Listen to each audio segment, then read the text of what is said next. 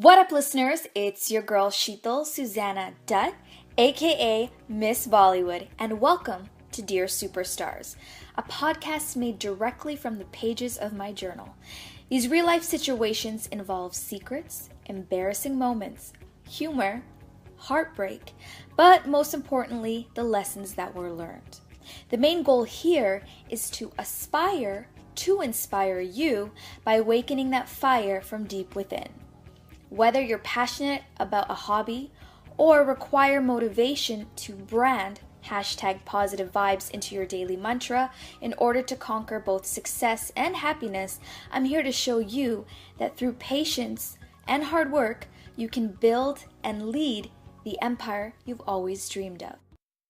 This week's topic, All Rise. It is the third installment to my 7-part series called #that. Dear Superstars, you may be familiar with the mythological creature known as the phoenix. If not, here is the shortened version. The phoenix was a bird in which, after living hundreds of years, would build a nest and cremate itself, only to rise again from its ashes. Many cultures have different interpretations as to what the phoenix symbolizes. Some say immortality, others the birth and death of the sun, and even the passing of time. But to me, the phoenix represents a concept that is affiliated with the human life. It's a cycle that contains 5 stages. Stage 1, the soul. Similar to the core of an apple, the soul is the central point of your existence.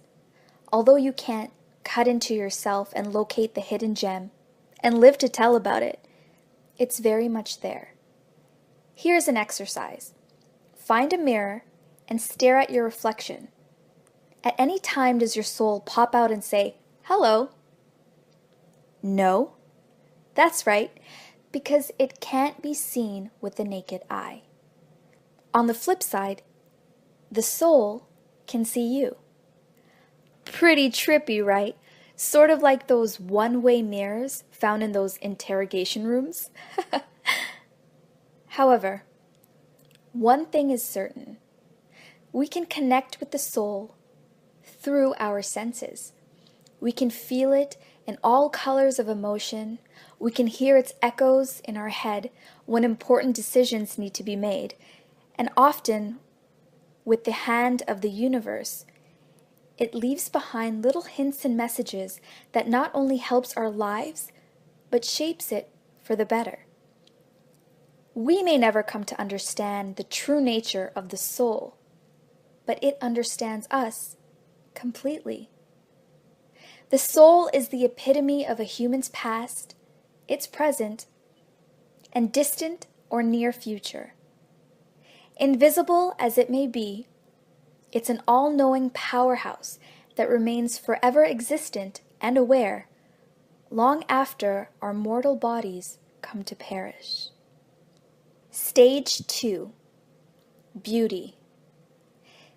This idea of beauty is far from the commercialized version found in our society today.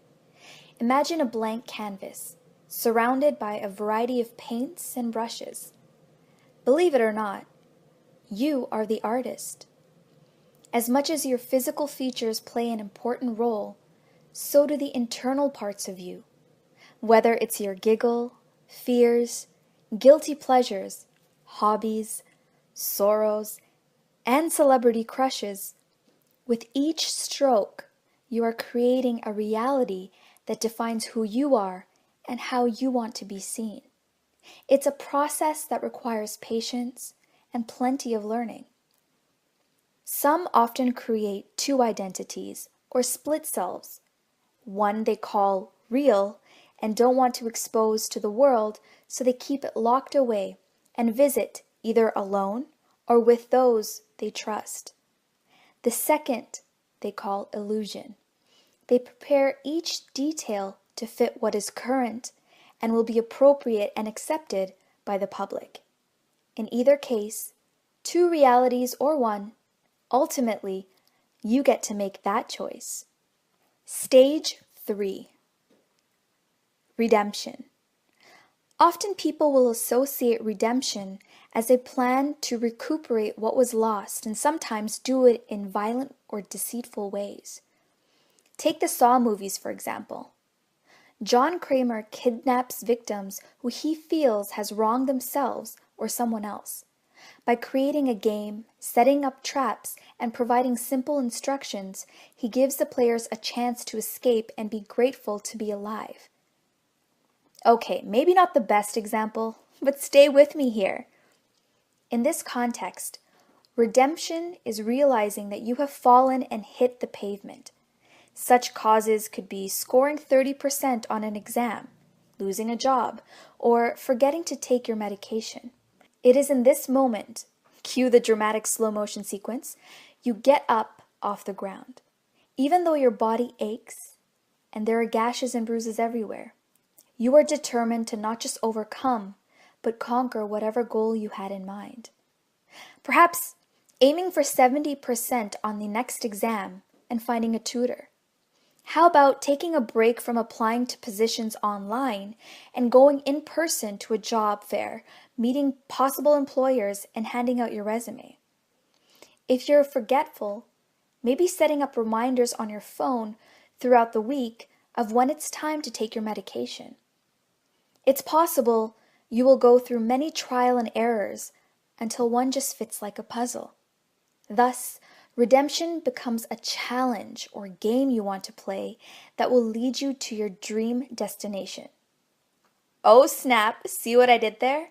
Tying in the Saw movie example from earlier, making it all relevant to what I was just trying to say. Moving on. Stage 4. Death. Not in the literal sense, of course. Imagine standing on a raft in a lake. Opposite you on land are things in your life that caused you suffering, stress, failure, and any other negative vibes. The further you float away, the smaller the piece of land gets. In this sense, death denotes a farewell to what you no longer want to see, feel, or downright be a part of. Instead, you seek and welcome intentions that are good and brings in energy and scenery that is calm, peaceful, and serene. Stage 5. Rebirth. This is a celebration of a new beginning. For some reason, when I think of starting over, I see myself standing outside on a winter's day, all bundled up, breathing in the cold air and feeling its freshness infiltrate my body. Finishing the moment, of course, with a big gulp of peppermint tea. Now, is there a point to all this? Yes, I'm getting there. You see, the cold air and hot tea make a great balance. All is aligned, in sync, and perfectly blent. Your intuition antenna is pulling you in all kinds of directions. Opportunities are available for your taking as you're energized and ready to begin a new adventure. Right now, we are all on different parts of the cycle. Some of you might be experiencing beauty, while others death. And that is absolutely okay. At times, many will find themselves staying longer on certain stages and shorter on others. That is fine too. Some could be on their 5th rotation of the cycle, and others haven't even started. Cool beans! You see, this is not a race. Your life, your pace. Taking this back to the Phoenix, I want to remind you that we are just like it. Breathtaking, strong, motivated, inspiring, and loved. When we feel the time has come to begin again, just like the sun and just like the phoenix, we will rise. And that is a wrap. See you guys in the next podcast. Much love from me to you. Mwah. Miss Bollywood, out.